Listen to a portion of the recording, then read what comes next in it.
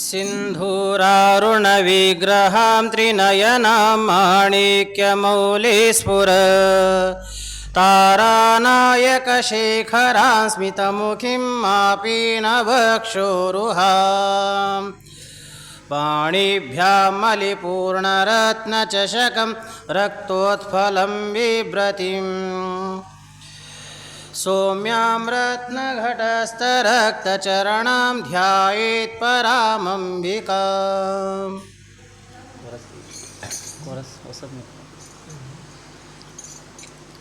नीवु कदलीरावोयम्म कालिकादेवी नीवु कदलीरावो कालिकादेवी नीवु कदलीरावोयम्म कालिकादेवी देवी निन्ने नमिति नम्म महंकाळे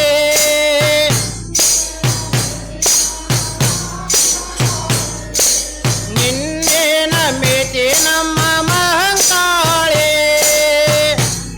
नमिति नम्म महंकाळे नेवु कदलीरावोयम्म कालिकादेवी नेवु कदलीरावोयम्म कालिकादेवी शिवशंकरुनि जडलो युन्न गंगम्म तल्ली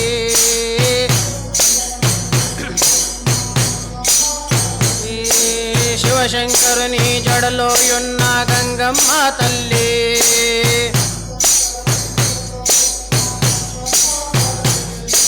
कृष्ण गोदावरी भीमा नदुलेल्ल चेरे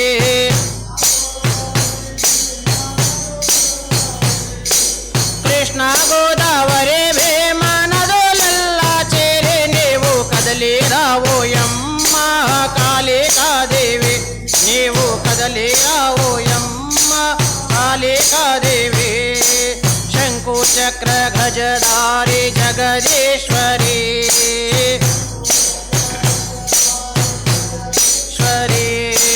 शंकुचक्र गजधारी जगदीश्वरी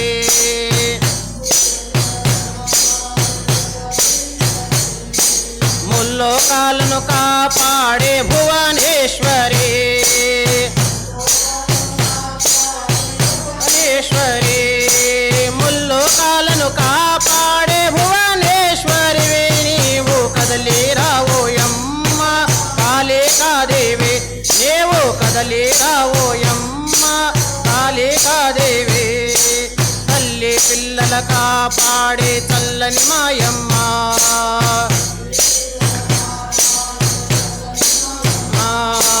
తల్లి పిల్లల కాపాడే చల్లని మాయమ్మ మాయమ్మ పసుపు కుంకుమాలు నీవు అందుకోవమ్మా అందుకోవమ్మా పసుపు కుంకుమాలు నీవు అందుకోవమ్మా నీవు కదలీరావోయమ్మ కాళికాదేవి నీవు కదలీరావోయమ్మ కాళికాదేవి తులజపురంలో నిలచి ఉన్న అంబాబాయివమ్మ బాయివమ్మ తులజపురంలో నిలచి ఉన్న అంబాబాయివమ్మ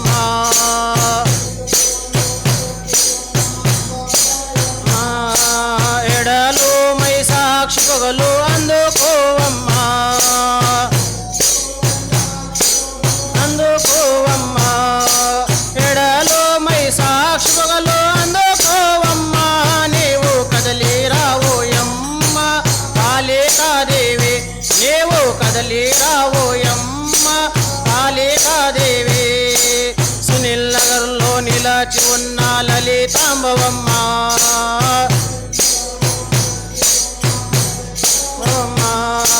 సునీల్ నగర్లో నిలచి ఉన్న లలితాంబవమ్మ లలితాంబవమ్మ మా ఇంటిని నీవు రక్షించావమ్మా రక్షించావమ్మా మా ఇంటిని నీవు రక్షించావమ్మా నీవు కదలీరావోయమ్మ కదలి రావోయమ్మ కాళికాదేవి నీ పాదదాసుడను వేడెదనోయమ్మ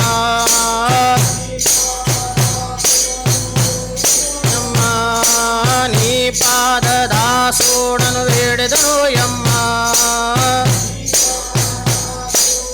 వేడెదనోయమ్మ ఈ రాజా ఊధో ఊధో పలికే చూడమ్మా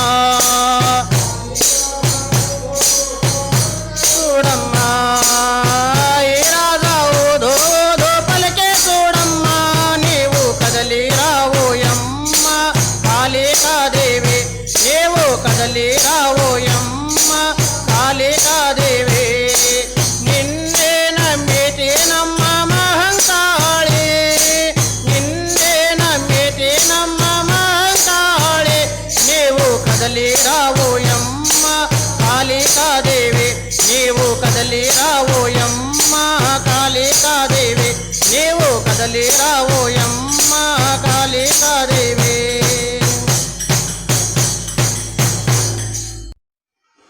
హరి ఓం.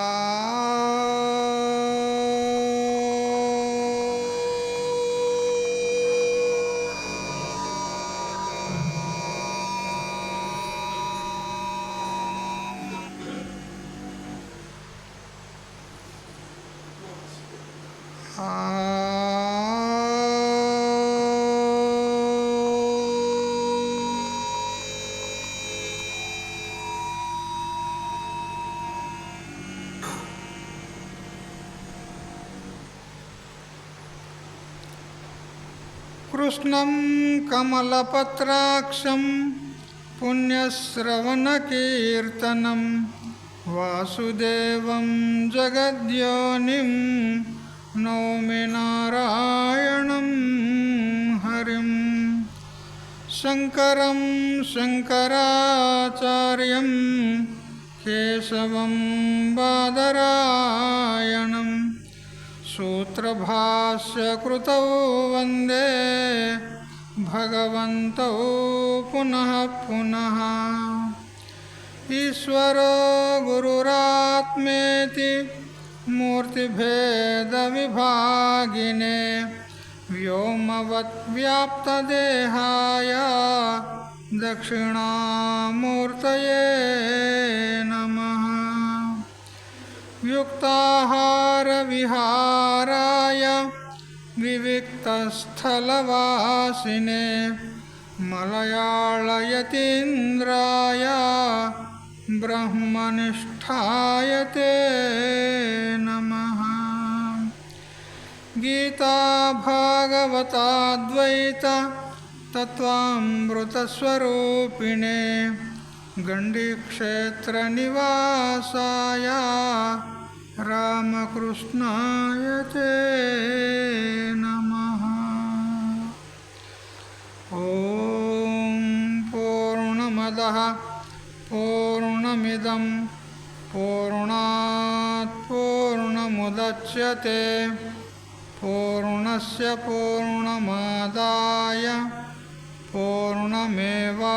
పూర్ణమేవావశిష్యతే ఓం శాంతి శాంతి శాంతి.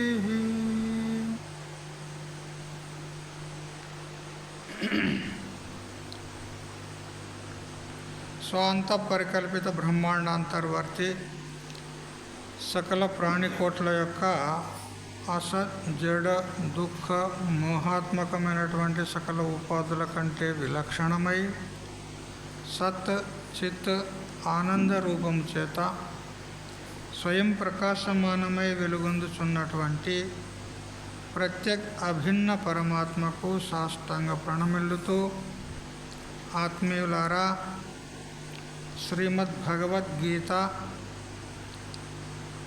ద్వితీయ అధ్యాయము సాంఖ్యయోగం 24 శ్లోకాల పర్యంతం మనం తెలుసుకున్నాం. ప్రత్యేగాత్మ అది శస్త్రముల చేత ఛేదింపబడేది కాదు, జలము చేత తడపబడేది కాదు, అగ్ని చేత దహించబడేది కాదు,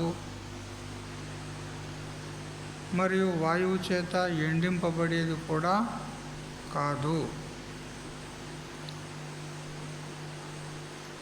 ఎందుకనంటే అది నిత్యమున్నది, సర్వగతమున్నది, స్థానువై అచలమై ఉన్నది మరియు సనాతనమై ఉంది.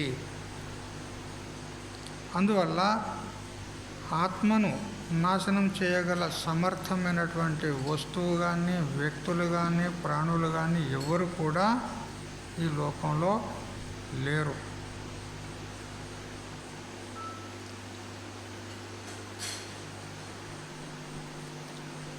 ఈ నిశ్చయము జ్ఞాని పురుషులకు ఉంటుంది.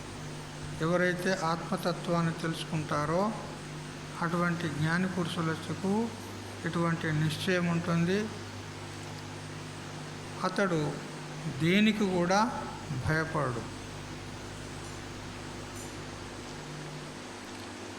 ఒకసారి మా గురువులలోనే ఒక గురువు, సోలాపురమే, అతడు రైల్లో ప్రయాణం చేస్తూ ఉన్నాడు. చేస్తూ ఉంటే ఇంకొక మహాత్ముడు కూడా అదే భోగిలో ఎక్కినాడు. మా గురువుగారు కూర్చున్న ఆ ఆసనానికి ఎదురుగా కూర్చున్నాడు. ఇతడు గృహస్థుడు, మా గురువుగారు సోలాపూర్లో. ఇక అతడేమో పెద్ద పెద్ద మాలలు, ఇంత దొడ్డు మాలలు ఉన్నాయి, ఇంత గడ్డము మరియు వెంట్రుకలు,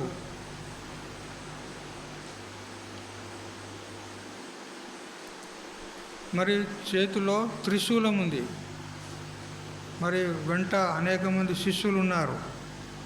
అతడు ఎదురుగా కూర్చున్నాడు.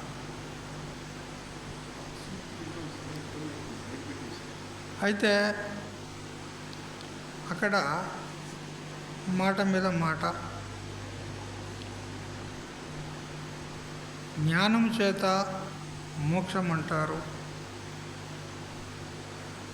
కానీ జ్ఞానం చేత మోక్షం కలగదు అని ఆ మహాత్ముడు పెద్ద ఆ త్రిశూలం పట్టుకున్నాయనే అంటాడనమాట మా గురువుగారితో. అంటే మా గురువుగారు అన్నాడు, జ్ఞానం చేత మోక్షం కలగదు అనేది కొంతవరకు నిజమే, అంతే కదా. జ్ఞానం చేత మోక్షము కలుగదు అనేది కొంతవరకు నిజమే, కానీ ఎన్ని రకాల జ్ఞానాలు ఉంటాయో నీకు తెలుసా అన్నాడు మా గురువు గారు. అంటే ఎన్ని రకాలు ఉంటాయి? జ్ఞానం అంటే జ్ఞానమే, అంతే, ఒకటే అని ఆ త్రిశూలధారి అంటాడు. అంటే నువ్వేమన్నా వేదాంత గ్రంథాలు అధ్యయనం చేసినావా అని మా గురువు గారు అన్నాడు. ఏంది చేసేది, నాకంటే ఎవడు గొప్ప, నేను ఎవరి దగ్గర పోయి అభ్యాసం చేయాలి, అంతే, జ్ఞానం చేత మోక్షం కలగదు అని అంటే, అయ్యా జ్ఞానం అనేది అనేక రకాలుగా ఉంటుంది. ఒకటి పరోక్ష జ్ఞానం, రెండవది అపరోక్ష జ్ఞానం. మరి విన్నారా? పరోక్ష జ్ఞానము అది బ్రహ్మజ్ఞానమే, అపరోక్ష జ్ఞానము ఇది బ్రహ్మ జ్ఞానమే. అంటే సత్యం జ్ఞానమనంతం బ్రహ్మ, విజ్ఞానమానందం బ్రహ్మ, అని చెప్పేటువంటి శృతుల ద్వారా మనకు జ్ఞానం కలుగుతుంది.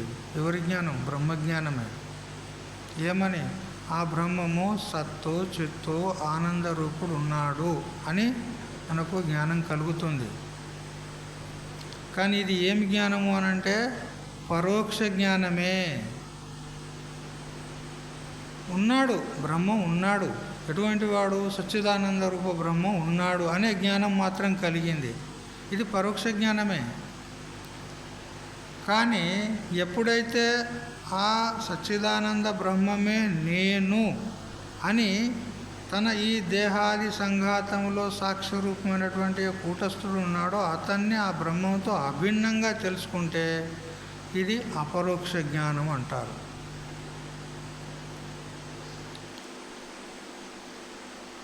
అయితే ఈ అపరోక్ష జ్ఞానంలో కూడా పునః మళ్ళీ 2 రకాలు.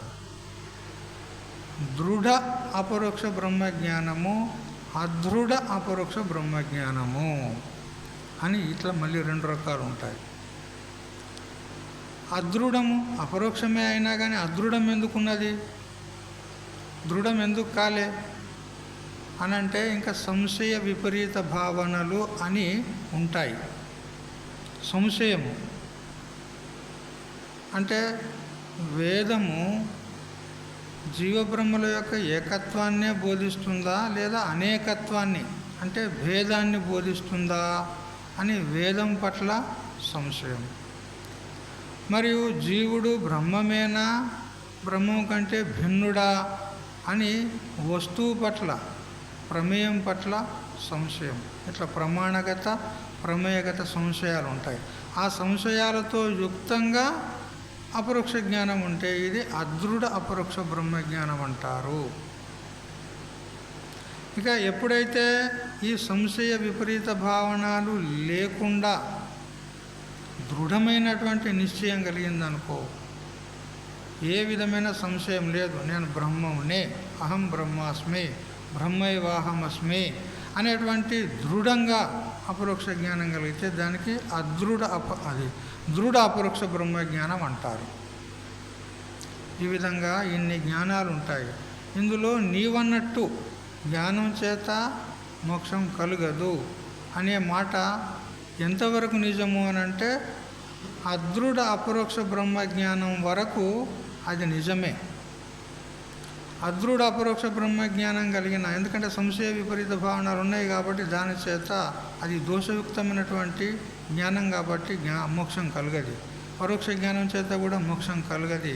కానీ దృఢ అపరోక్ష బ్రహ్మజ్ఞానం కలిగితే తప్పకుండా మోక్షం కలుగుతుంది అని ఈ విధంగా విస్తారంగా మా గురుదేవుడు చెప్పేసరికి వానికి ఒళ్ళు మండింది అంతా వాళ్ళ శిష్యుల ముంగట. ఎందుకంటే ఎందరు శిష్యులు ఉన్నారు, వాని శిష్యులు. ఆ శిష్యుల ముంగల ఇంత చెప్పేసరికి వానికేం తెలియదా. అయితే ఆ శిష్యులు ఏమనుకుంటారు, ఓ మా గురువుకు ఇదంతా ఏం తెలియదు అని వాళ్ళు అనుకుంటారు. అనేసరికి శిష్యుల ముందట నాకు అవమానం అయినట్లు అయిందని వాడు కోపానికి వచ్చాడు. కోపానికి వచ్చి అట్లెట్లయితుందంటే ఇది సత్యమని మా గురువు అంటాడు. ఇది వాదం పెరిగింది. వాదం పెరిగేసరికి వాడు శూలం లేబట్టాడు.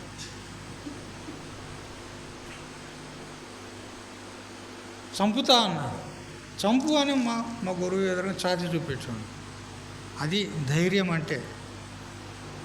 చూడు, జ్ఞానిలో ఏ నిర్భయ స్థితి కలుగుతుంది కదా, అది ఈ విధంగా దృఢ జ్ఞానం కలిగితే అటువంటి నిర్భయ స్థితి కలుగుతుంది. అందుకని ఎవరినిరా నువ్వు చంపేది? నీ శూలం ఎవరినిరా చంపేది? అన్నా చంపు చూద్దాం అని ఇట్లా ఛాతి ముంగడ పెట్టాడు. వెంటనే వానికి చల్ల చెమటలు వచ్చినాయి. ఏమరా, నేను ఇంత ఎర్ర బట్టలు తొడుక్కొని, ఇంత పెద్ద గడ్డం చుట్టుకొని, జుట్టు పెట్టుకొని, ఇంత దొడ్డు మాలలు పెట్టుకుంటే కూడా నన్ను ఇట్లా ఎదిరించిన వాడు ఎవడు లేడు. తెల్లబట్టలోడు నన్ను ఇట్లా ఎదిరించండి అని వానికి చల్ల చెమటలు వచ్చినాయి దెబ్బకి. అట్లా అది అంటే ఆత్మజ్ఞానం కలిగితే అటువంటి ధైర్యం వస్తుంది అన్నమాట. నిర్భయ స్థితి వస్తుంది. ఎవడు చచ్చేటోడు, చంపేది ఎవడు, చచ్చేటోడు ఎవడు. ఇది జరిగిన ఘటన మా గురుదేవుని యొక్క జీవితంలో. అదేన్నమాట. అంటే మాకు ఒక్కలే గురువుదేవులు లేరండి, చాలామంది ఉన్నారు మా గురువులు. ఎందుకంటే చాలామంది కొట్టి కొట్టి కొట్టి నన్ను ఈ విధంగా తయారు చేశారు కదా. ఎందుకంటే అవధూత చక్రవర్తి ఎవరు? దత్తాత్రేయుడు.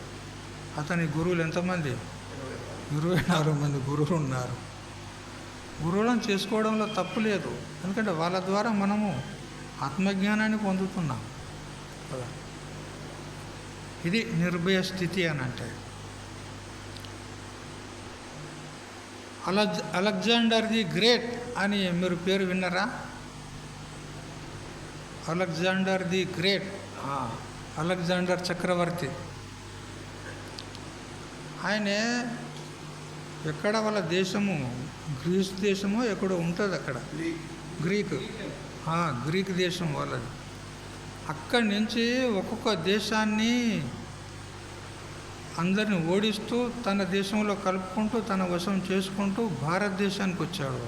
భారతదేశాన్ని కూడా గెలుస్తాను కదా. తన సైన్యంతో సహా వస్తూ ఉన్నాడు. ముందు సైన్యం నడుస్తుంది, తను వెనక పల్లకిలో వస్తున్నాడు. ఆ సైన్యము వస్తూ ఉండగా మార్గంలో ఒక మహాత్ముడు ఆ సూర్యుని పొద్దున సూర్యుడు ఉదయించుండు, ఆ సూర్యుని కిరణాలు పడుతున్నాయి. ఆ సూర్యుని కిరణాలకు ఎదురుగా అట్లా కళ్ళు మూసుకొని ధ్యానస్తుడే కూర్చున్నాడు. ఆ సైనికులు వచ్చి, ఏ పెద్ద మనిషి జరుగు జరుగు అంటున్నారు. మా చక్రవర్తి వస్తున్నాడు, జరుగు, ఏమనుకుంటున్నావు మా చక్రవర్తి అంటే అని భయాన్ని చూపుతూ అతన్ని జరుగు జరుగు అని అంటే ఆయన కళ్ళు మూసినట్టే ఉన్నాడు, కళ్ళు కూడా తెరవలే, అట్లే ఉన్నాడు. ఇంతలో ఆ పల్లకి దగ్గరికి రానే వచ్చింది, అతడు కదలలేదు. అప్పుడు ఈ సైనికులు పోయి ఆ రాజుకు చెప్పారు, చక్రవర్తికి, అదే ఒక ఆయన పెద్ద మనిషి దారిలో ఉన్నాడు, ఆయన కదులుతలేడు, దారి ఇస్తలేడు మనకు అని అంటే, ఎవడ్రా వాడు అని మన తల్వారు తీసుకున్నాడు, కత్తి తీసుకొని పల్లకి దిగి అతని దగ్గరికి వచ్చినాడు. ఏ పెద్ద మనిషి జరుగు అన్నాడు. కళ్ళు మూసాము, తెరవలేదు. ఏమయ్యా వినిపించడం లేదా అని గట్టిగా అనేసరికి కళ్ళు తెరిచాను. కళ్ళు తెరిచి చూస్తే అతని కళ్ళ నుంచి ఒక రకమైనటువంటి దివ్యమైన తేజస్సు కనపడుతుంది అతనికి. ఆ తేజస్సు చేత ఆ చక్రవర్తి చల్లగా అయిపోయాడు, వశీభూతుడైపోయాడు. ఏమయ్యా మహాత్మా, నువ్వు నాతోని మా దేశం వస్తావా? నేను తీసుకెళ్తా, నీకు అన్ని విధాల సౌకర్యాలు చేస్తా, నీకు ఏది కావాలంటే ఇది ఇస్తా. ఇప్పుడు విష్ణుదేవానంద స్వామి మాకు అన్ని ఏసీ గీసీ అన్నీ పెట్టిండు కదా, అట్లా అన్ని సౌకర్యాలు నీకు చేస్తాను, నీకు చాలా ఉపకారం చేస్తాను, నువ్వు వస్తావా అని అంటే ఆ మహాత్ముడు అంటాడు,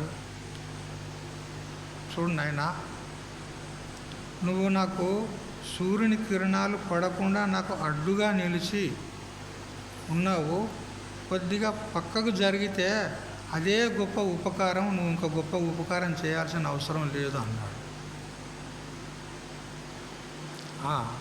ఏదో పెద్ద ఉపకారం చేస్తా అన్నాడు కదా, నువ్వు ఏం ఉపకారం చేయాల్సిందే, నువ్వు కొంచెం పక్కకు జరిగితే చాలా అదే గొప్ప ఉపకారం అన్నాడు. ఏమిటి ఈ మహాత్ముడు గిట్లా అంటున్నాడు, నేను పెద్దగా ఇతనికి అన్ని సదుపాయాలు చేకూర్చిన పెద్ద ఉపకారం చేస్తా అంటే నువ్వు ఏం చేయాల్సిన అవసరం లేదు, నువ్వు పక్కకు జరిగితే చాలా అంటున్నాడు. అంటే ఇంత నిస్పృహుడా ఇతడు అనుకున్నాడు. ఏ పెద్ద మనిషి, నువ్వు వస్తావా లేదా నాతో అంటే మాట్లాడు, ఎందుకు వాడు ఇచ్చేటువంటి దరిద్రం సుఖాలు మాకెందుకు కదా, భగవంతుడు ఇచ్చినటువంటి శరీరం ఉన్నది, ఈ వాతావరణం, ఈ గాలి, ఇదంతా ఉన్నది, భగవంతుడు ఇచ్చిన ప్రకృతి ఉన్నది, దీనికంటే వాడిచ్చేది ఏమున్నది. ఎందుకంటే నిస్పృహస్య తృణం జగత్, నిస్పృహుడైనటువంటి వానికి జగత్తే ఒక తృణముగా తోస్తుంది. అప్పుడు ఇతడు ఉత్తరం ఇయ్యకపోయేసరికి కోపం వచ్చింది. కోపం వచ్చి తల్వారు తీసినాడు. చంపి పడేస్తాను నేను. అవునా, నీ కత్తి దేన్ని చంపుతుంది చెప్పు? నన్నా? అరే, నేను చచ్చేవాడిని కాదు, పుట్టేవాడిని కాదు. ఏ ఖడ్గము కానీ నైనం చిందంతి శస్త్రాన్ని నైనం దహతి పావక నచైనం క్లేద యంత్యాపో నశోచేతి మారుత అచ్చేద్యోయం అచాద్యోహం అని ఈ విధంగా అన్నాడు. అనేసరికి ఒక్కసారి జడిచిపోయినాడు ఆ కత్తి పట్టుకున్నటువంటి చక్రవర్తి. అమ్మ, భారతదేశంలో ఇట్లాంటి మహాత్ములు ఉంటారా అని మనకి భయం అనిపించింది. అప్పుడు ఇంత పవిత్రమైనటువంటి భారతదేశాన్ని నేను కాజేసుకోవాలని, వశం చేసుకోవాలని వచ్చాను, కానీ ఇంత పవిత్ర దేశాన్ని నేను దండెత్తి రాజ్యాన్ని ఆక్రమించుకోను అని అక్కడి నుంచి అక్కడే మారిపోయినాడు. మళ్ళీ ఇంకా రాలే లోపలికి. అంటే ఆత్మ నిశ్చయం కలిగినటువంటి వాని యొక్క నిర్భయ స్థితి చూడండి. అది అట్లా ఉండాలన్నమాట. ఎవరికి కూడా భయపడేది లేదు. ఏ చక్రవర్తి రాని, ప్రధానమంత్రి రాని, ఎవడన్నా రాని, అంతే. స్వయంగా మా బృహత్ ప్రస్థాన గురుదేవులు ఋషికేశ్లో ఉన్నారు. అతని యొక్క స్థితి కూడా ఇదే ఉంది. పెద్ద పెద్ద మహాత్ములు, లీడర్లు ఎంతెంతో మంది వస్తారు. వచ్చినా కానీ కిందనే కూర్చోవాలి, అంతే. అక్కడనే కుర్చీ కూడా వేయడు. కూర్చుంటే కింద కూకో లేకపోతే పో అంటాడు. శాంతి ధర్మానంద స్వామి అట్లా కుర్చీ కూడా వేయడు. కూర్చుంటే కింద కూర్చొని మాట్లాడు, ఇష్టం లేదంటే పో అంటాడు, అంతే. ఎవరికి కీమతి పెట్టాడు. అది అన్నమాట నిర్భయ స్థితి. అది ఎందుకు వస్తుంది అని అంటే, ఇగో ఇట్లాంటి జ్ఞానాన్ని మనం దృఢపరుచుకుంటే వస్తుందన్నమాట. అది. అయితే ఇక్కడ భగవంతుడు చెప్పిందే చెప్తుండు కదా. ఇప్పుడు మీరు విన్నదే వింటున్నారు. ఇన్ని రోజుల నుంచి ఏమి వింటారు కదా? బ్రహ్మ సత్యం జగన్ మిథ్య జీవో బ్రహ్మైవ నాపర, బస్ గింతే కదా. ఎన్ని రోజుల నుంచి విన్నది ఇంతే, ఇంకా ముందు వినేది కూడా గింతే, కొత్తదేమీ లేదు కదా. మరి విన్నదే వింటే, చెప్పిందే చెప్పితే ఇది దోషం కదా అని అనవచ్చు కదా. సాహిత్య గ్రంథాల్లో చెప్పినటువంటి వాక్యమే కానీ, చెప్పినటువంటి శ్లోకమే కానీ, పలికినటువంటి శబ్దాన్నే కానీ మళ్ళీ మళ్ళీ పలికితే దానికి పునరుక్తి దోషము అంటారు. పునరుక్తి అంటే పునః ఉక్తి. పునః అంటే మళ్ళీ, ఉక్తి అంటే మాట. చెప్పిన మాటనే మళ్ళీ చెప్తే అది ఒక దోషం అన్నమాట, పునరుక్తి దోషం. ఇది సాహిత్య గ్రంథాల్లో దోషంగా పరిగణిస్తారు. కానీ వేదాంత గ్రంథాల్లో ఈ పునరుక్తి దోషము కాదు. ఎందుకంటే నీవే బ్రహ్మవు, తత్వమసి తత్వమసి తత్వమసి తత్వమసి అని ఈ విధంగా పదే పదే గురువులు, శాస్త్రాలు మనకు బోధిస్తూ ఉంటారన్నమాట. ఎందుకు అట్లా పదే పదే బోధిస్తారు అంటే, మనకు జ్ఞానము దృఢపడాలని. చెప్పిందే చెప్తే ఏమవుతుంది? దృఢమవుతుంది, గట్టిగా అవుతుంది. ఎందుకంటే మనం ఉన్నమే మహా భయానకమైనటువంటి పరిస్థితులు, జన్మ మరణ రూప సంసారం అనేటువంటి భయగ్రస్తులమై మనం ఉన్నాం. ఇటువంటి ఈ భయం ఏదైతే ఉందో దాన్ని పోగొట్టాలంటే మరి ఆ ఆత్మతత్వం యొక్క బోధ పునఃపునః చేయవలసి ఉంటుంది. అందువల్ల వేదాంతంలో ఈ పునరుక్తి అనేది దోషము కాదు, మరేమనగా భూషణమే అంటాడు. ఈ విషయంలో మానసోల్లాసంలో శ్రీ సురేశ్వరాచార్యులు దక్షిణామూర్తి స్తోత్రానికి వార్తికాలు రాస్తూ, పౌనరుక్త్యం న దోషోత్ర శబ్దేన అర్థేన వా భవేత్ అభ్యాసేన గరీయస్తం అర్థస్య ప్రతిపాద్యతే. ఇక్కడ దార్శనిక గ్రంథాల్లో అంటే వేదాంత గ్రంథాల్లో ఈ పునరుక్తి అనేది దోషము కాదు అంటాడు. వేదాంత శాస్త్రం కానీ భక్తి శాస్త్రం కానీ ఇందులో ఈ దోషం అనేది పరిగణించబడదు. ఒకే శబ్దాన్ని పునః మళ్ళీ చెప్పినట్లయితే అది దోషము కాదు. ఉల్టా అది భూషణమే అవుతుంది అని అక్కడ చెప్పినాడు. అట్లే కాకుండా భామతిలో శ్రీ వాచస్పతి మిశ్రుల వారు కూడా ఇదే విషయాన్ని చెప్పినాడు. అభ్యాసే భూయస్త్వమర్థస్య భవతి. పునః అభ్యాసం మళ్ళీ చెప్పినట్లయితే అర్థం అంటే విషయము అది శ్రేష్టతను పొందుతుంది, దానిలో ఉత్కర్ష వస్తుంది అని అంటాడు. అయితే ఈ పునరుక్తి దోషము ఎక్కడెక్కడ అన్వయించదు అని కొన్ని స్థలాలు చెప్పినారు మహాత్ములు. విస్మయే చ విషాదే చ దైన్యే చైవావధారణే సంప్రసాదనే హర్షే చ వాక్యమేకం దిరుచ్యతే అన్నాడు. విస్మయే అంటే ఆశ్చర్యకరమైనటువంటి, మనకు అద్భుతమైనటువంటి పరిస్థితుల్లో ఒకే వాక్యాన్ని అనేకసార్లు ఉచ్చారణ చేస్తే అది దోషముగా పరిగణించబడదు. విస్మయకరమైనటువంటి ఆశ్చర్యకరమైనటువంటి సన్నివేశాల్లో అది దోషము కాదు. విషాదేచ విషాదము దుఃఖంలో ఉన్నారనుకోండి, అప్పుడు కూడా చెప్పిన వాక్యాన్ని మళ్ళీ చెప్తే అది దోషము కాదు.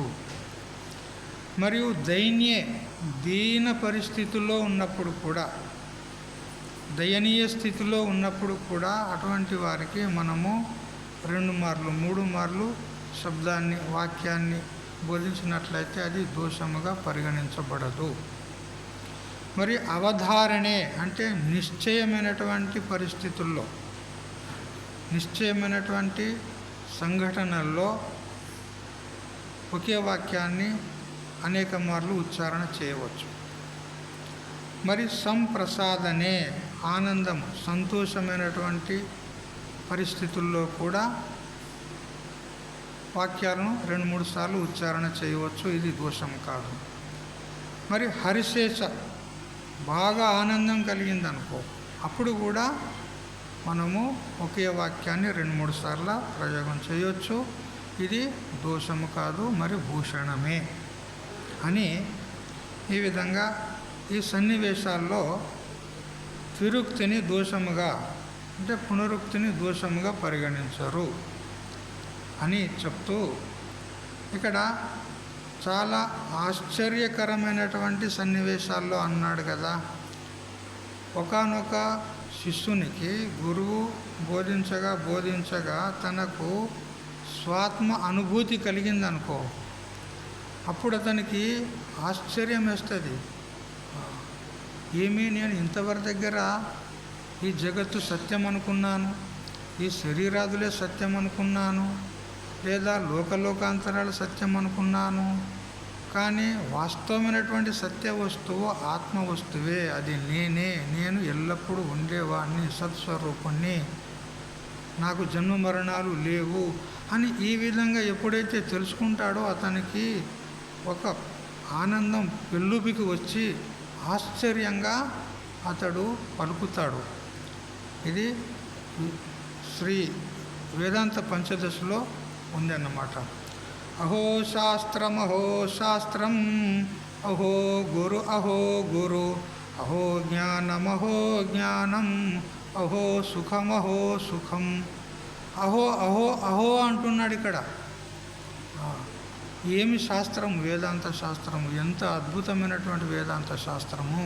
మా గురువు ఎంత అద్భుతమైనటువంటి వాడు, ఎంత దయామయుడు, ఎంత కరుణామూర్తి, ఎంత అద్భుతము అని తన యొక్క ఆశ్చర్యాన్ని వ్యక్తం చేస్తూ అహో అంటున్నాడు. ఎన్నిసార్లు అంటున్నాడు లెక్కలేదు.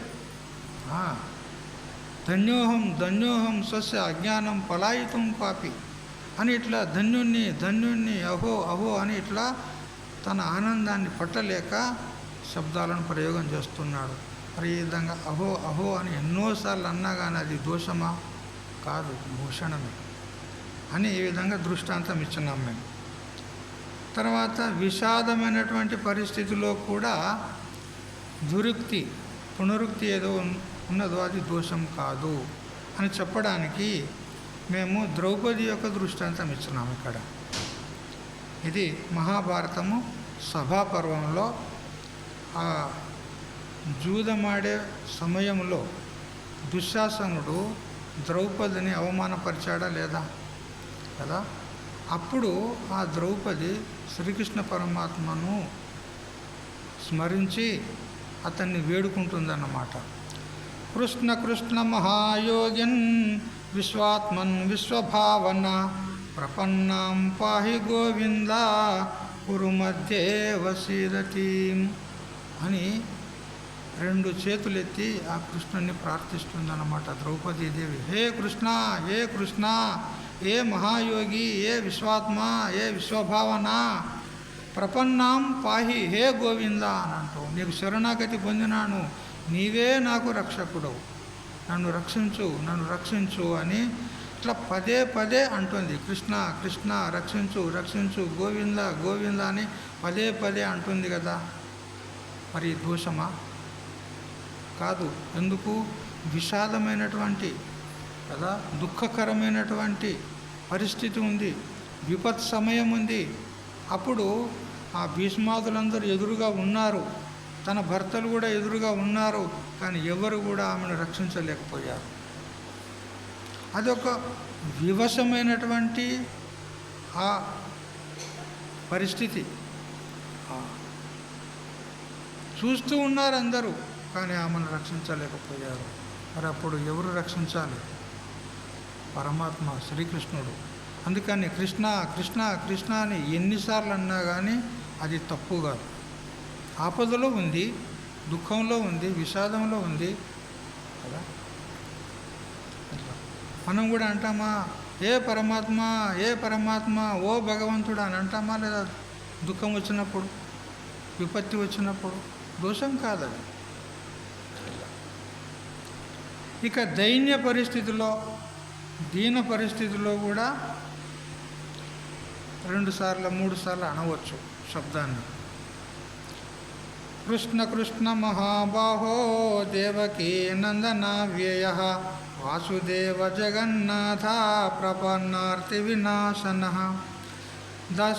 దుశ్శాసనాదహం పూర్వం సభాయాం మోచితా యదా తథైవ సంకటాదస్మాత్ మాముద్ధర్తుమిహార్హసి.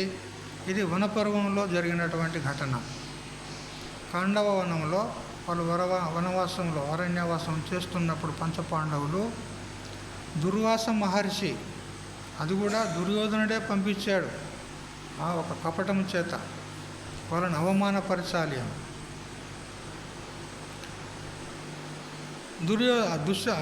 ఎవరు? దుర్వాస మహర్షి. అతడు 10,000 మంది శిష్యులను వెంటబెట్టుకొని ధర్మరాజు దగ్గరికి వచ్చినాడు అన్నమాట. అప్పుడు నకులుడు పోయి ధర్మరాజుకు చెప్తాడు, అన్నయ్య అన్నయ్య, దుర్వాస మహర్షి 10,000 మంది శిష్యులను వెంటబెట్టుకొని మన కుటీరానికి వస్తున్నాడు అని అంటే, అప్పుడు ధర్మరాజు వెంటనే కుటీరానికి వచ్చినాడు. వచ్చి ద్రౌపదిని అడుగుతాడు, ఏ అమ్మగారు, మరి దుర్వాస మహర్షి వస్తున్నాడంట, 10,000 మందిని వెంటబెట్టుకొని, మరి వారందరికీ కూడా వడ్డించాలి కదా, భోజన సదుపాయాలు చేయాలి కదా అతిథులకు. ఇది గృహస్థుల ధర్మం ఉన్నది. ఎందుకనంటే అతిథి గనక మన ఇంటి ముందు వచ్చి నిరాశతో గనక పోయినట్లయితే అతని పాపాలు మనకిచ్చి మన పుణ్యాలను అతడు తీసుకొని పోతాడని ఈ భారతమే చెప్తుంది మనకు.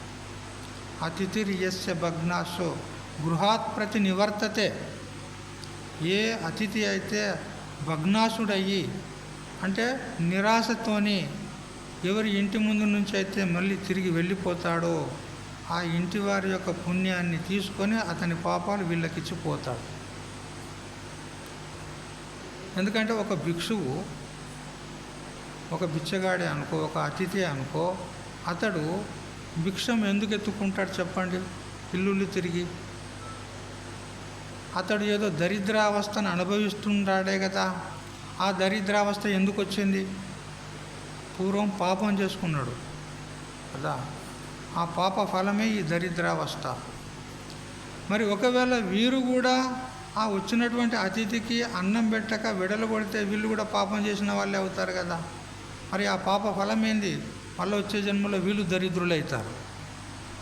అతని పాపం కూడా ఇతనికి ఇచ్చిపోతాడు. అందుకని గృహస్థులు బాగా గమనించాలి.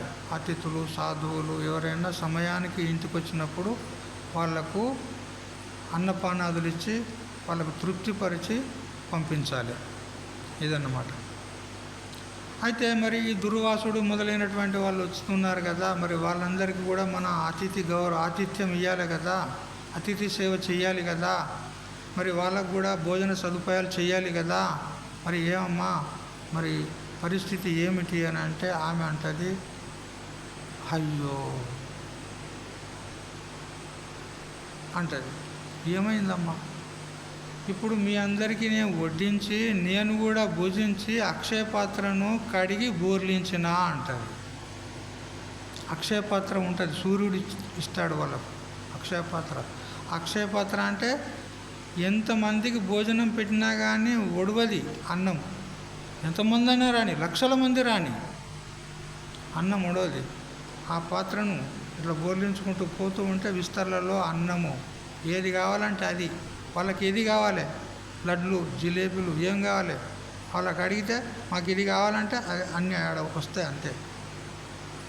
అటువంటి పాత్ర అన్నమాట. అయితే వీళ్ళందరూ భోజించారు. ఆ అక్షయ పాత్రను కడిగి వేసిన తర్వాత ఒకసారి బోర్లించిన తర్వాత అది మళ్ళీ పనిచేయదు. ఒక రోజుకు ఒకసారి పనిచేస్తుంది, రెండోసారి పనిచేయదు. ఆమె ఆ పాటికి బోర్లించి పెట్టింది. చూడు, ఇప్పుడు వాళ్ళు 10,000 మందితో వస్తున్నారు. ఇప్పుడు అతిథి సేవ చేయకపోతే, వాళ్ళకు ఆతిథ్యం ఇవ్వకపోతే ఆయన మొదలే ముక్కోపి. ఎవరు? దుర్వాసుడు. అంటే శాపం పెడతాడు, అంటే శాపం పెడతాడు కదా.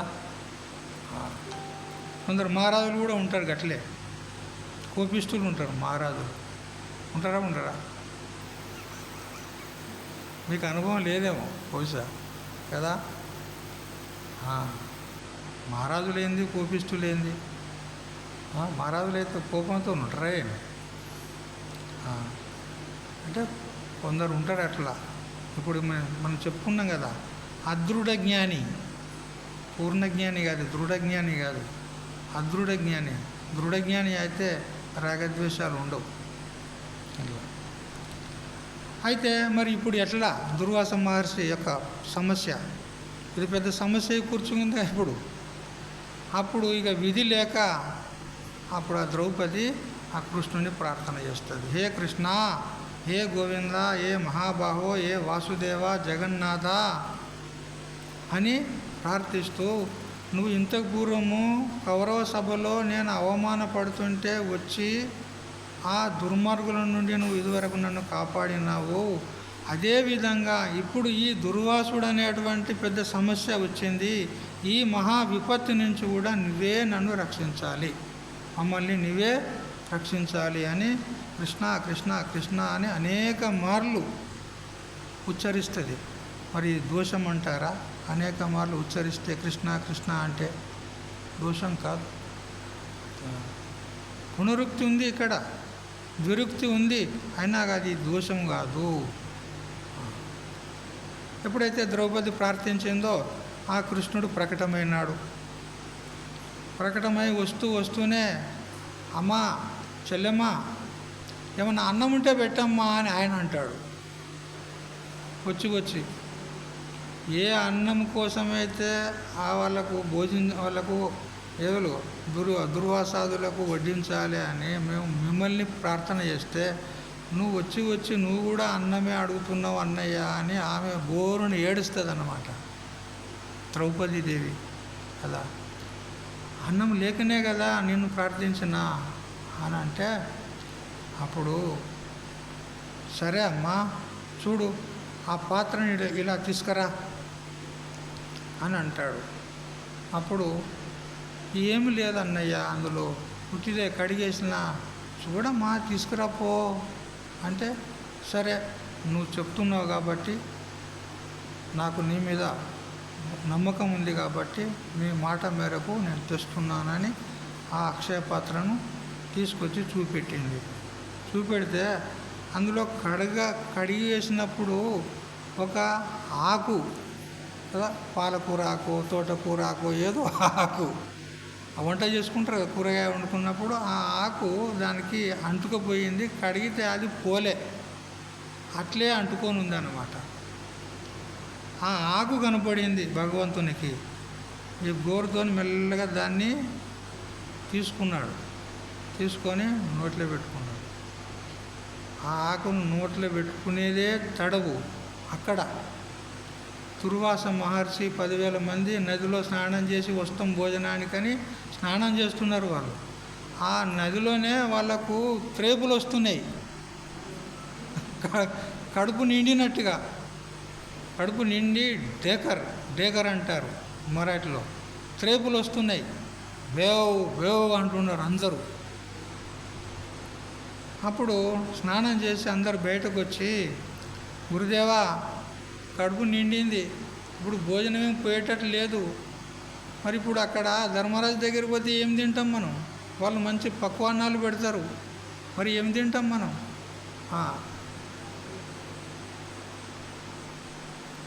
అని ఆ దుర్వాస మహర్షి కూడా అట్లే అయింది. త్రేపులు వస్తున్నాయి, ఒకవైపు కడుపులు ఇట్లా నిండినాయి, టైట్ అయినాయి మొత్తం. ఇంత వీడియం వేసుకుందామంటే కూడా స్థలం లేకుంటుంది, అట్లా అయిపోయింది. అప్పుడు వాళ్ళు అనుకున్నారు, ఇక వాళ్ళ దగ్గరికి పోతే వాళ్ళ ఆతిథ్యం ఇస్తారు, వాళ్ళు మంచిగా పంచభక్ష పరమాన్నాలు పెడతారు, అవి తినకపోతే వాళ్ళను అనాదరించినట్లయితుంది కదా అని చెప్పి వాళ్ళు ఈ నది దగ్గర నుంచే ఇక్కడనే పలాయనం అయిపోయినారు అందరూ. అక్కడ పోలే ఇక. అది పరిస్థితి. అంటే ఇక్కడ చెప్పే తాత్పర్యం ఏంది? ద్విరుక్తి అంటే పునరుక్తి ఏదైతే ఉందో అది దోషము కాదు. ఆ ద్రౌపదీదేవి ఎన్ని మార్లు కృష్ణుడిని ఆ పేరు తీసుకొని ఉచ్చరించినా అది దోషం కాదు, అది భక్తి కదా. భక్తిలో కానీ మరి అద్వైతంలో కానీ ఈ పునరుక్తి అనేది దోషంగా పరిగణించబడదు. అట్లే అవధారణం అంటే నిశ్చయం అన్నమాట.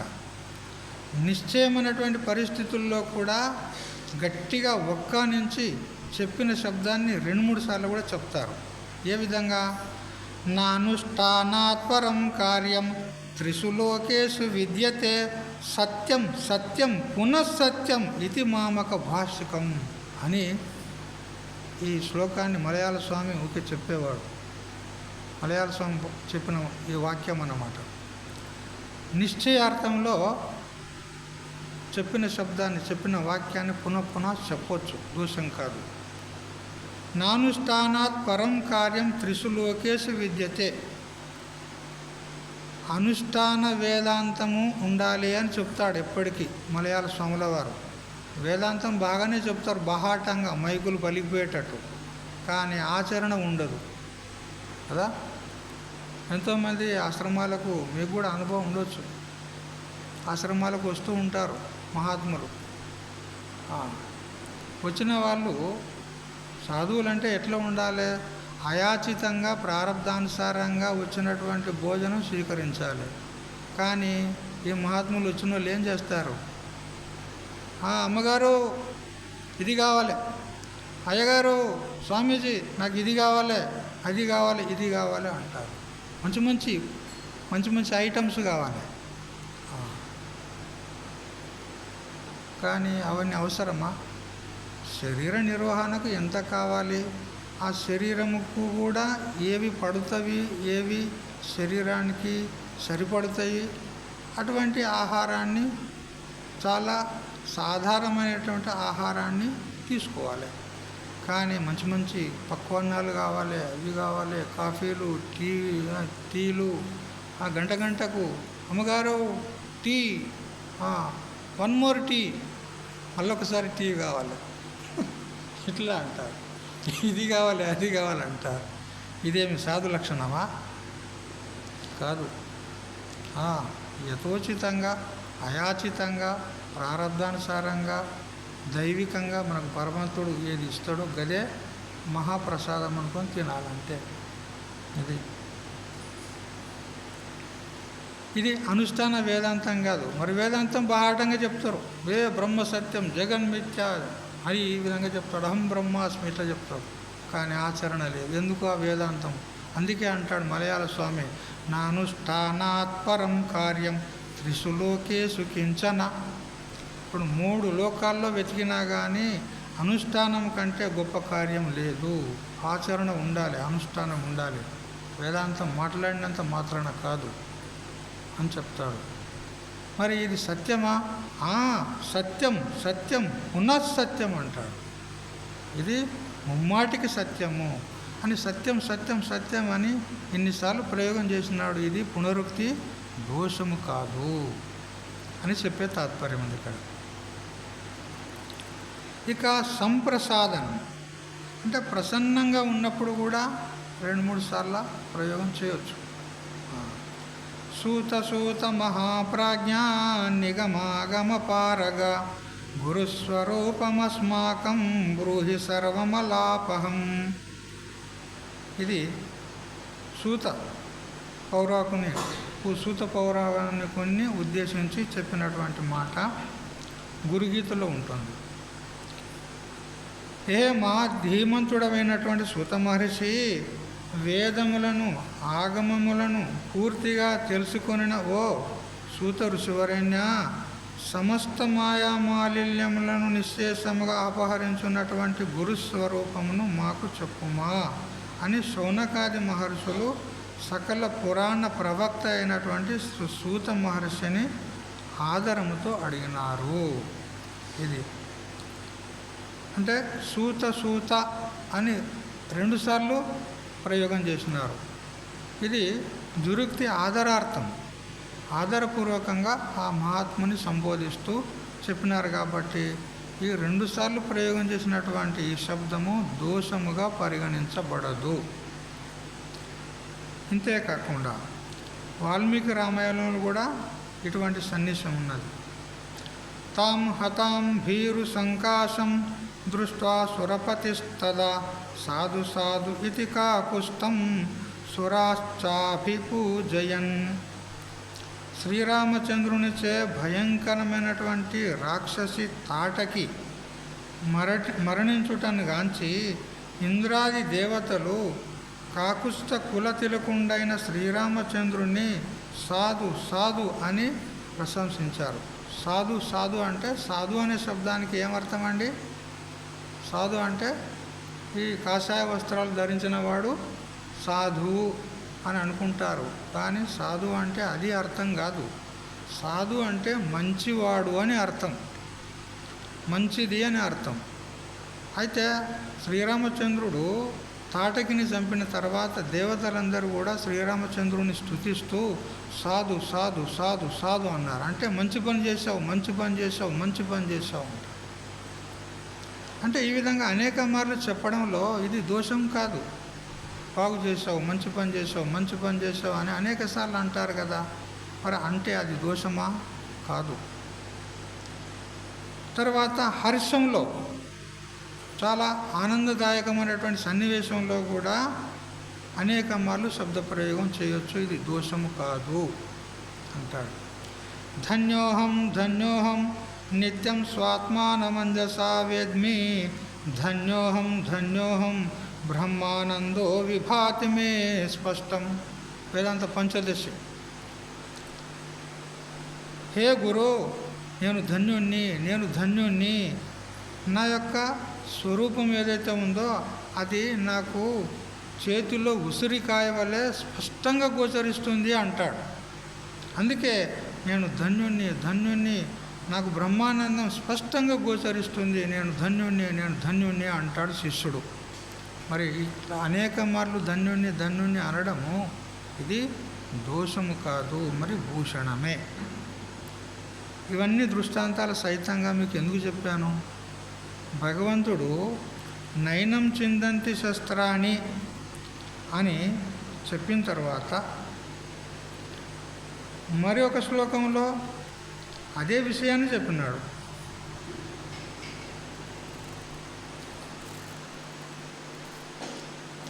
ఎక్కడ అంటే అచ్చేద్యోయమదాహ్యోయం అక్లేద్యోశోషయేవచ అన్నాడు. పూర్వం నయనం చిందంతి అని చెప్పిన ఏ విషయం ఉన్నదో అదే విషయాన్ని, అంటే శస్త్రము చేత ఇది ఖండించబడేది కాదు, జలము చేత తడుపబడేది కాదు, మరి అగ్ని చేత దహింపబడేది కాదు, వాయువు చేత ఎండింపబడేది కాదు అని చెప్పిన విషయాన్నే మళ్ళా అక్లేద్యము, అచ్ఛేద్యము, అదాహ్యము, అశోష్యము మళ్ళీ అవే శబ్దాలు వాడుకొని మళ్ళీ చెప్పినాడు. అంటే చెప్పిన విషయాన్నే మళ్ళీ చెప్పినాడు. ఇది పునరుక్తి దోషం కాదా అని ఈ విధంగా ఎవరైనా శంక చేస్తే అది దోషము కాదు అని చెప్పడానికి ఇన్ని దృష్టాంతాలు మీకు చెప్పవలసి వచ్చింది. అలా మరి ఆత్మ ఎందుకు ఛేద్యము కాదు, ఛేదింపబడదు అంటే ఏదైతే సావయవ పదార్థం ఉంటుందో దాన్ని మనం ఛేదించవచ్చు. ఏ విధంగా మన శరీరం ఉంది, ఇది సావయవ పదార్థం ఉంది, దీన్ని కత్తితోనో ఖడ్గంతోనో దీన్ని ఛేదించవచ్చు. అలా ఇప్పుడు యుద్ధంలో పోయిన వారికి కాళ్ళు తెగిపోతాయి, తలలు తెగిపోతాయి, చేతులు తెగిపోతాయి. యుద్ధంలో ఛేదింపబడుతున్నాయా లేదా శరీరాలు? ఎందుకు? సావయవ పదార్థం ఉందని అది ఛేదింపబడుతుంది. ఒక అవయవ పదార్థం, స్థూల పదార్థం ఉంది. కానీ ఆత్మను అది నిరవయవ పదార్థము, అది సవయవ పదార్థం కాదు, నిర్గుణము, నిరాకారం ఉంది. ఒక ఆకాశాన్నే మనం ఛేదింపజాలమంటే ఆత్మను ఏ విధంగా ఛేదింపగలము? సంభవం లేదు.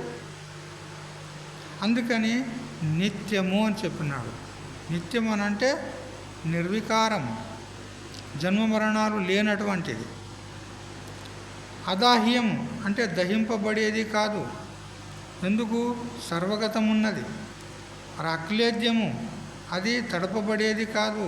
ఎందుకు? స్థాను ఉన్నది. మరి అచలమున్నది, సనాతనమున్నది, అందువల్ల అది ఎండింపబడేది కాదు అని ఈ విధంగా చెప్పిన విషయాన్నే మరొకసారి చెప్పడాడు. అయితే ఈ విధంగా పునః చెప్పితే ఇది వేదాంతంలో దోషము కాదు. మరి ఏమిటి అంటే చెప్పిన విషయాన్ని చెప్తే ఆ విషయము శిష్యుని యొక్క హృదయంలో అది దృఢపడుతుంది, గట్టిగా అవుతుంది. ఎందుకంటే దృఢ జ్ఞానం కలిగితేనే కానీ ఆ నిర్భయ స్థితి కలుగుతుంది మనకు. మరి దృఢ జ్ఞానం కలగాలంటే మళ్ళీ మళ్ళీ చెప్పాలి. ఇప్పుడు మీరు పశువులను కట్టేయడానికి ఒక గుంజ బాతుతారు కదా, గుంజ పాతుతారు కదా. ఆ గుంజను పాతేటప్పుడు ఆ గొయ్యి తీస్తారు, దాన్ని ఆ కర్రను, ఆ పెద్ద కర్రను అందులో పెట్టి మన్ను వేస్తారు. మన్ను వేసి దాన్ని గుణపంతో మళ్ళీ దాన్ని గట్టిగా గుద్దుతారు. గట్టిగా గుద్దినాక తర్వాత అలా ఊకుంటారా? లేదు. ఆ గుంజను పట్టుకొని ఇలా ఇలా కదిపి చూస్తారు. మళ్ళీ కదులుతుందా అంటే లూజుగా ఉందా అని కదిపి చూసి మరీ గుద్దుతారు గుణపంతో. చూడు, మరి ఆ విధంగా మళ్ళీ మళ్ళీ దాన్ని ఎందుకు గుణపంతో ఆ గుద్దుతున్నాడు అంటే అది దృఢం కావాలి, గట్టిగా కావాలి అని. అదేవిధంగా మనల్ని కూడా మహాత్ములు గుద్దుతున్నారు కదా. అంటే చెప్పిందే చెప్తున్నారు, చెప్పిందే చెప్తున్నారు, చెప్పిందే చెప్తున్నారు. అదే విషయం, నువ్వు బ్రహ్మవే, నువ్వు బ్రహ్మవే, నువ్వు బ్రహ్మవే అని ఇదే ముచ్చట చెప్తున్నారు. మరి దోషం అంటారా? ఇది దోషం కాదు. ఎందుకంటే మనకు అనేక జన్మల్లో సంస్కారాలు అనేకము దృఢపడి ఉన్నాయి. ఇప్పుడు కుర్చీలో కూకోవాలంటే ఒక ఆయన కూర్చొని ఉన్నాడు, మరొక ఆయన కూర్చోగలడా? ఒక ఆయన కూర్చొని ఉన్నాడు, అదే కుర్చీలో మరొక ఆయన కూర్చోగలడా? ఎందుకు? మొదలు ఒక ఆయన కూర్చొని ఉన్నాడు, అతడు లేస్తే ఇతడు కూర్చోగలడు.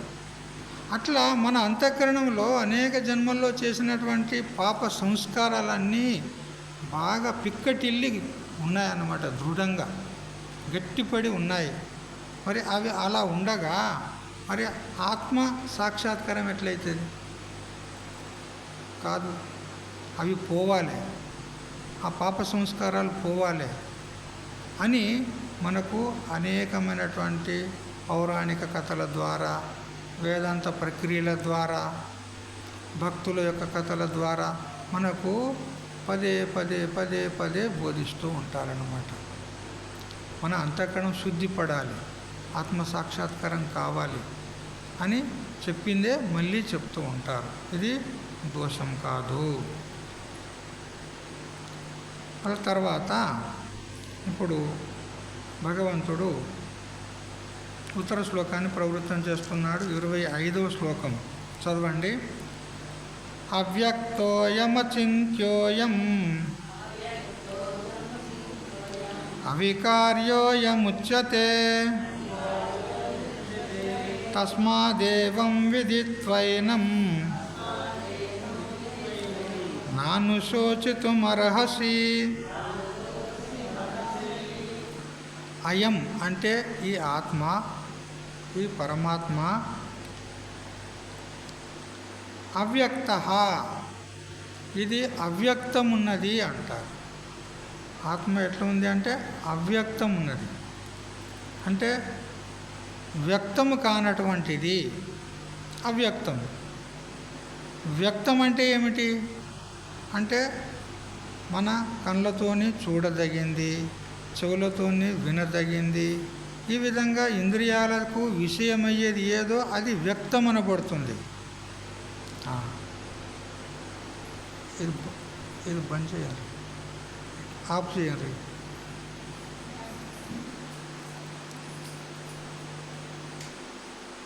ఇంద్రియాలకు ఏది తెలియబడుతుందో అది వ్యక్తమనబడుతుంది. ఇంద్రియాలకు కానీ మనసు చేత కానీ. కానీ ఆత్మ అది ఇంద్రియాల చేత తెలియబడేది కాదు, మనసుకు కూడా గోచరించేది కాదు, తెలియబడేది కాదు. యతో వాచో నివర్తంతే అప్రాప్య మనసా సహా. అది వాక్కుకు తెలియబడేది కాదు, మనస్సుకు తెలియబడేది కాదు. ఆ పరమాత్మని తెలుసుకోవడానికి వాక్కు మనసుతో సహా వెళ్ళిందంట. వెళ్ళి ఆ ఆత్మను తెలుసుకోలేక అది తిరిగి వచ్చేసింది మళ్ళీ. యతో వాచో నివర్తంతే. అట్లే యచ్చక్షుషా న పశ్యతి ఏన చక్షుంసి పశ్యతి తదేవ బ్రహ్మ తం విద్ధి నేదం యదిదం ఉపాసతే అన్నట్టు కేనోపనిషత్తు చెప్తుంది. ఏది నేత్రానికి తెలియబడదో కానీ నేత్రమును ఏది తెలుసుకుంటుందో అది బ్రహ్మ. నేత్రానికి తెలియబడేది కాదు. నేను బ్రహ్మను చూస్తా, ఆత్మను చూస్తా అంటే అది తెలిసేది కాదు. కానీ ఆ నేత్రమును ఏది తెలుసుకుంటుందో, ఏది తెలుసుకుంటుంది? నువ్వే కదా, నువ్వే కదా. నీ నేత్రాన్ని తెలుసుకునేది ఎవరు? నువ్వే. నా నేత్రము బాగా పనిచేస్తుంది, లేదా మందమందంగా కనపడుతుంది, లేదా అసలే కనపడతలేదు అనేది ఎవరు? నేనే కదా.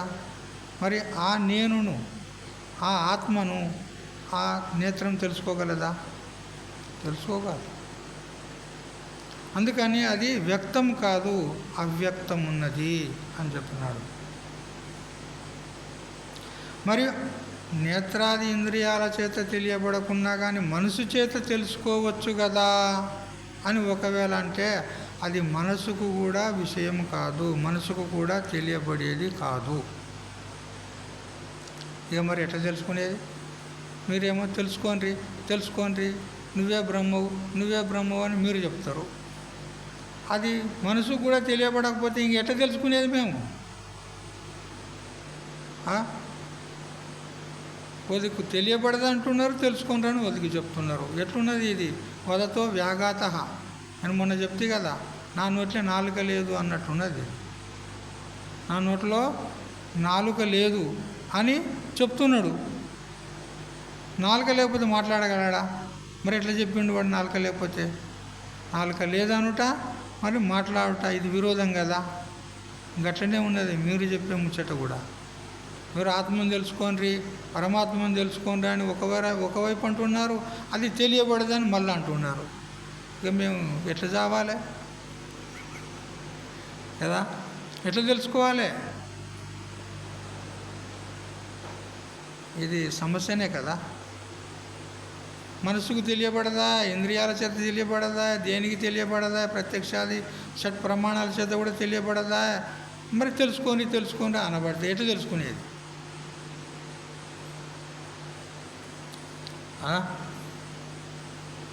ఒక కథ చెప్తా ఇప్పుడుగా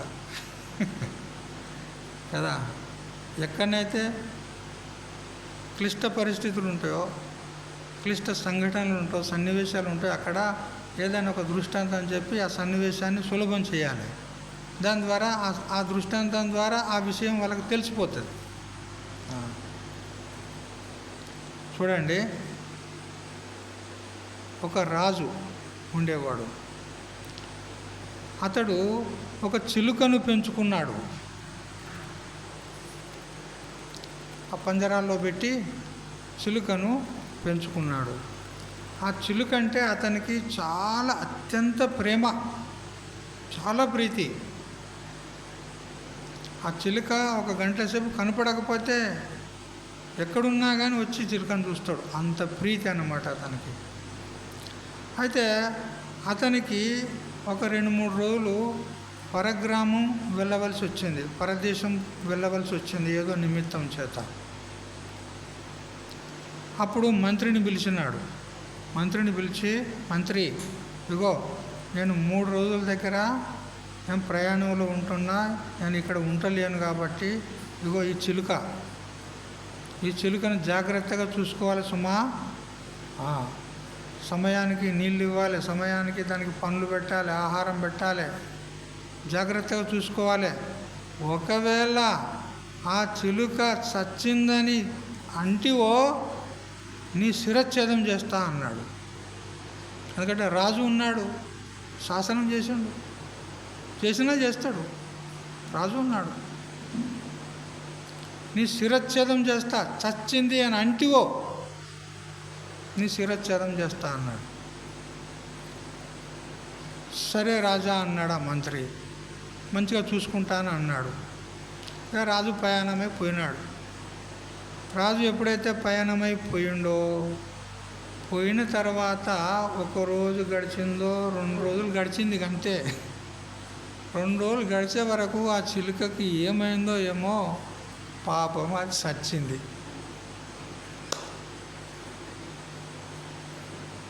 ఈయన నీళ్ళు ఇచ్చేది ఇస్తున్నాడు, పండ్లు దానికి తినబెట్టేది దానికి ధాన్యము ఏమి తినాలి అవి ఇస్తూనే ఉన్నాడు. అది చూస్తూ ఉంటే అది మరి చచ్చిపోయింది కదా. ఇప్పుడు ఏం కావాలి మంత్రి గతి? ఆ రాజు వచ్చాయంటే నిజంగానే శిరచ్ఛేదం చేస్తాడు, ఆయన ఆజ్ఞ ఉన్నది, శాసనం ఉన్నది. ఇప్పుడు ఎట్లా? మూడో నాడు సాయంత్రం వరకు రానే వచ్చిండు రాజు. ఇప్పుడు ఇక గడగడ వణుకుతున్నాడు ఈ మంత్రి. ఇంకేమున్నది, ఇక చచ్చిపోయింది, ఇక నా తలకే ఉంటుందా, ఇక నేను బ్రతుకుతానా, అయిపోయింది, ఇక నా సాగు దగ్గరకు వచ్చింది అనుకున్నాడు. ఇక అతడు వస్తూనే, ఎందుకంటే చిలుక అతనికి చాలా ప్రీతి కాబట్టి రాజు ఆ మంత్రిని పిలిచినాడు. మంత్రిని పిలిచి, ఏమయ్యా మంత్రి, చిలుక ఏం చెప్పాలి ఇప్పుడు?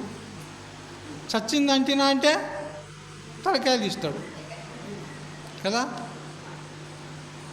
ఇప్పుడు ఎట్లా చెప్పాలి?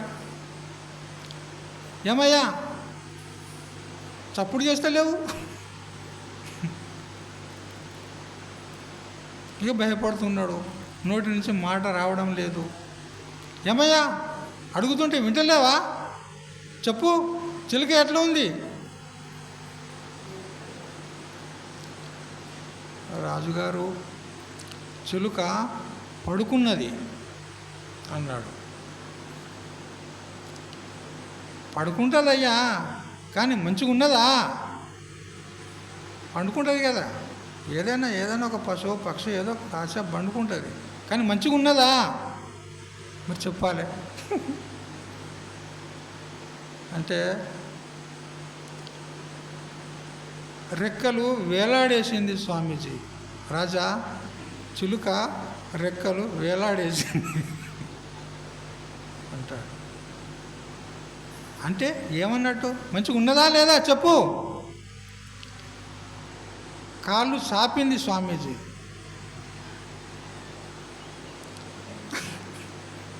కాళ్ళు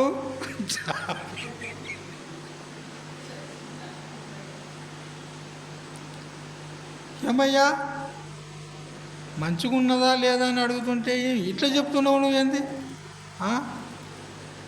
పడుకున్నదని, రెక్కలు వేలాడేసిందని, కాళ్ళు చాచిందని. ఏమయ్యా ఇదా సమాధానము? మంచిగా ఉందా లేదా చెప్పు అని అంటే మెడలు వేలాడేసింది అంటాడు. మెడ వేలాడబడింది రాజా అంటాడు. కదా చచ్చిన తర్వాత ఎట్లుంటుంది?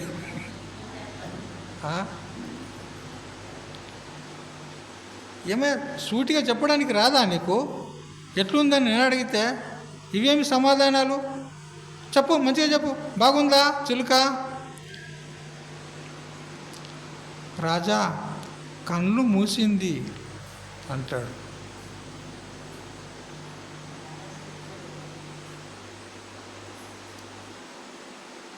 అంటే నీ తాత్పర్యం ఏంది? సచ్చిందా? నేను అంటలేను స్వామీజీ, సచ్చిందని నేను ఆడలే, దాని పొజిషన్ చెప్తున్నా. అది ఎట్లుంది?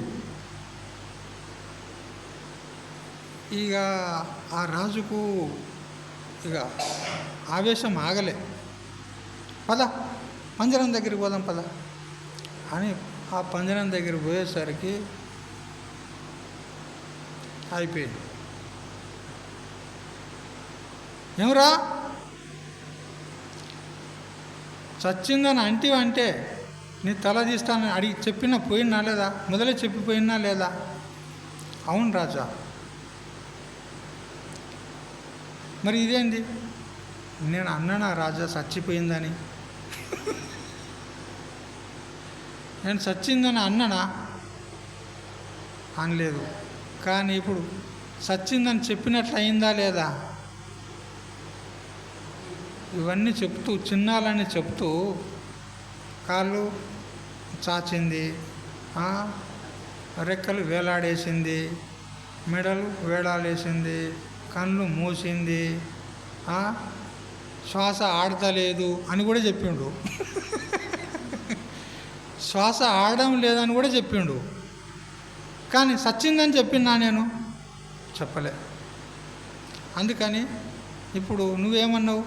సచ్చిందని అంటే నీ తలకాయ తీస్తా అన్నావు కదా, నేను సచ్చిందని చెప్పలే అన్నాడు. అప్పుడు మంత్రి యొక్క తెలివికి మెచ్చుకున్నాడు అతడు. రాజు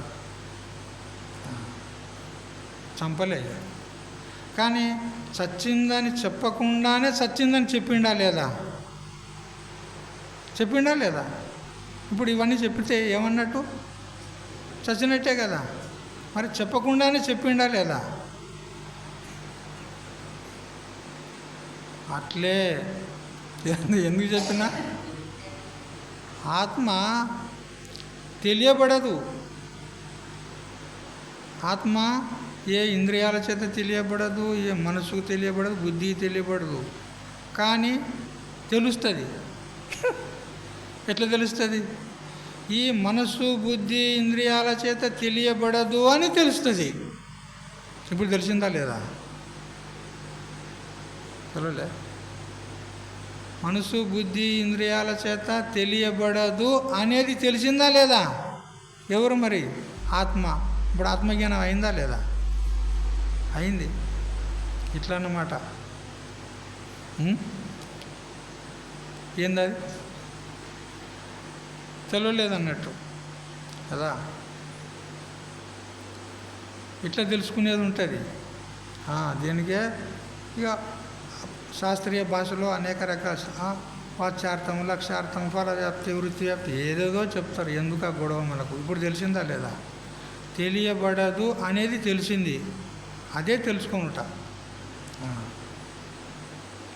ఈ విధంగా ఆత్మ అవ్యక్తముంది, అచింత్యముంది, మరియు అవికార్యము అంటే వికారి కాదు, వికారాన్ని పొందదు. ఏ విధంగా పాలు చెడి వికారాన్ని పొంది పెరుగుగా మారతాయి కదా, అట్లా మారే స్వభావము ఆత్మకు లేదు. ఇప్పుడు ఈ శరీరం ఉంది, పుట్టినప్పటి నుంచి మారుతుందా లేదా? మారకపోతే పుట్టినప్పుడు ఎట్లున్నో గట్లనే ఉండాలి. మరి ఇట్టెట్లయింది? మారిందా లేదా? కానీ మారిందని తెలుస్తలేదు. తెలుస్తుందా నీకు? క్షణక్షణం ప్రతిరోజు కూడా మారుతూ ఉంది, కానీ తెలుస్తలేదు. ఎందుకు తెలుస్తలేదు అంటే అతి వేగంగా మారుతుంది, అతి వేగంగా పరిణామాన్ని పొందుతుంది. ఏదైతే అతి వేగంగా తిరుగుతుందో అది మనకు తిరిగినట్టు అనిపించదు. ఎట్లా చెప్పండి? మా అనుభవం చెప్తా. మేము చిన్నప్పుడు పిల్లలుగా ఉన్నప్పుడు బొంగురాల ఆట ఆడేది. బొంగురాల ఆట ఆడేది పిల్లలతోని. అయితే ఇంత పెద్ద బొంగురం ఉండే నాకు, తయారు చేసి ఇచ్చారు మా తల్లిదండ్రులు. ఇంత పెద్ద బొంగురం, దానికి తాడు చుడితే అంత దూరం పోతుంది. అంత దూరం తాడంతా చుట్టి చుట్టి చుట్టి దాన్ని వేస్తే అది ఇట్లాంటి పీట మీద, కట్టె పీట, ఆ పీట మీద వేస్తే అది తిరుగుతూ ఉండేది, కానీ కదలకపోయేది. అది తిరిగినట్టు కూడా తెలియకపోయేది. అలాగనే నిటారుగా ఉన్నట్టు అనిపించేది, కానీ అది ఎంత వేగంతో తిరుగుతుంది, అది తిరిగేది తెలియకపోయేది. అట్లా అంటే అతివేగంగా పరిణామాన్ని చెందుతుంటే తెలియదు మనకు. అట్లా ఈ శరీరం కూడా అతి వేగంగా పరిగెత్తుతుంది, మరణోన్ముఖం పోతుంది, మనకు తెలుస్తలేదు. అట్లా ఈ భూమండలం అంతా తిరుగుతుంది, తిరుగుతలేదా?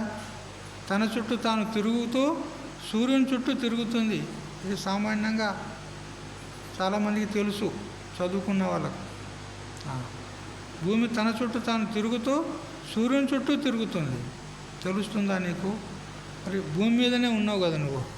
మరి భూమి తిరిగినప్పుడు నువ్వు కూడా గిర్రన తిరిగినట్టు అనిపించాలి కదా. అనిపిస్తుందా? అనిపించడం లేదు. ఎందుకు? స్పీడ్ ఎక్కువ ఉంది, అతి స్పీడ్ ఉంది. అట్లా ఈ శరీరం కూడా అతి స్పీడ్గా, అతి వేగంగా ఇది మరణోన్ముఖం వైపు పరుగులు తీస్తూనే ఉంది, మనకు తెలుస్తలేదు. మా శైశవావస్థ పోయింది, బాల్యావస్థ పోయింది, కౌమారావస్థ పోయింది, వృద్ధావస్థకు వచ్చినాం ఇప్పుడు కదా. ఈ కాస్త కూడా పోతుంది అతివేగంగా, తెలియదు. తెలిసిందా? అయితే ఈ విధంగా పరిణామాన్ని చెందేటువంటి ఈ శరీరాదుల వలె ఆత్మ పరిణామాన్ని చెందేవాది కాదు, వికారాన్ని పొందేది కాదు. నిర్వికారంగా కూటస్థం అంటారు, ఎట్లున్నదో అట్లే ఉంటుంది నిర్వికారంగా. అందుకని అవికార్యోయముచ్యతే. కాబట్టి హే అర్జున, తస్మాత్ అందుకని ఏవం విదిత్వా, ఈ ప్రకారంగా ఏనమ్మంటే ఈ ఆత్మను తెలుసుకొని నాను శోచితుమర్హసి, నీవు శోకించుటకు తగవు, శోకించవలదు. ఎందుకంటే ఆత్మ అది అవ్యక్తం ఉన్నది, అచింత్యం ఉన్నది, అవికార్యం ఉన్నది, అది దేని చేత నాశనము కాదు. అట్లాంటి స్వరూపం నీది ఉండగా మరి భీష్మ ద్రోణాదుల యొక్క స్వరూపం కూడా అదే కదా, ఆత్మనే కదా. మరి అటువంటి ఆత్మకు నాశనమే లేదన్నప్పుడు, వికారమే లేదన్నప్పుడు ఇక మరి ఎందుకు ఏడుస్తున్నావు నువ్వు? ఎవరి కోసం ఏడుస్తున్నావు? అందుకని శోచితం నా అర్హసి, నువ్వు శోకించుటకు తగవు, అందుకని ఏడుపు మాను అంటాడు.